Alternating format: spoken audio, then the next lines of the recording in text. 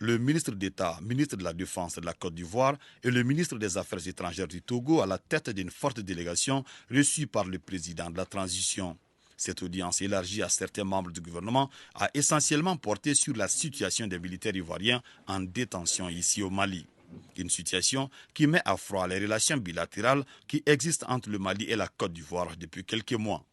Comme vous le savez, il y a eu un malentendu entre la République du Mali et la République de Côte d'Ivoire il y a de cela quelques mois. Il était bon que nous puissions nous rencontrer pour en parler et c'est ce que nous avons fait avec nos frères maliens. Et le président Assimi Goïta nous a fait l'honneur de nous recevoir pour que je puisse lui transmettre les messages du président Ouattara, ce que nous venons de faire. La rencontre s'est passée dans un esprit fraternel, de compréhension mutuelle. À la suite de cette audience, la délégation ivoiro-togolaise a eu un temps d'échange plus élargi avec le ministre d'État, ministre de l'administration territoriale et de la décentralisation et le chef de la diplomatie malienne.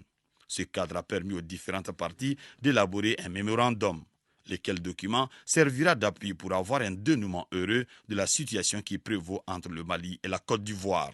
Depuis quelques mois, nous sommes dans cet exercice de discussion, de dialogue, parce que depuis le début, pour notre part Mali, le président de la transition, son Excellence le colonel Assimi Goïta, a indiqué que cet incident malheureux qui a rendu les relations difficiles entre le Mali et la Côte d'Ivoire, pour pouvoir les surmonter, nous privilégions toujours la voie du dialogue, la voie diplomatique, pour pouvoir trouver une issue par rapport à cela. Et ceci, il l'a réitéré malgré le fait que la question soit portée devant les instances judiciaires, mais ne peut être réglée en oubliant la profondeur et la densité des relations entre le Mali et la Côte d'Ivoire.